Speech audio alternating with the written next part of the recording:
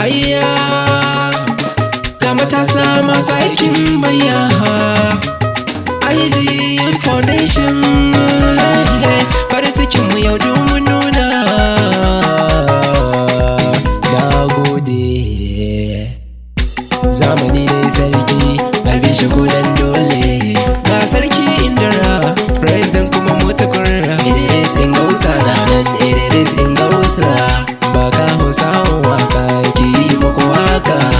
Na zo in gaida mazaje masu tallafi a gidaje nuwar ku ta kowa ce sarki Indira kun zagaya tun alkairi dai ake yi muku dukkan su masoya sun ce in gaida ku da kyawun halin ku na taimako kuma ba gajiyawa. Haliya kuke kun wuce ya sa hadarin sama mai zama dorowa shukar mata na haskawa baka na Hausawa ni ku zan yi waka ta inda kowa ba na kokawa. Bani tambura da ya tafiyar nan na ga masoya Idris Ingausa kin inda represent na nan. IZ Youth Foundation matasa with helping nation no bit about they will give us contribution. Sarki Indira kuban salon King Indira jarumi na mijin maza inuwar talakawa mata gidar talakawa masoyi na King Indira magiya ko sai ku yi hatara wurin ku cikin Najeriya ko ga kun rage illolin bara ga waka na zo na Hausawa mai doka maka tambara. Na gode.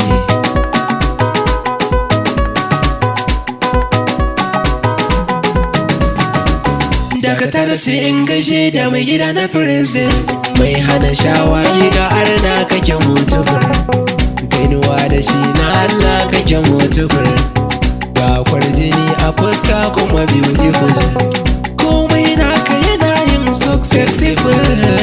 muje zuwa jarumi na maza kake hasken farin wata haska gari kake baka na Hausa wani wage nake mutukur lega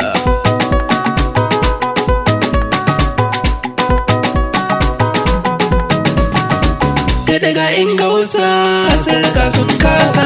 Ingausa walale walale Ingausa ɗaliban IZ ne Ingausa ni mai waka ne jinjina da kai maka Ingausa kana da masoya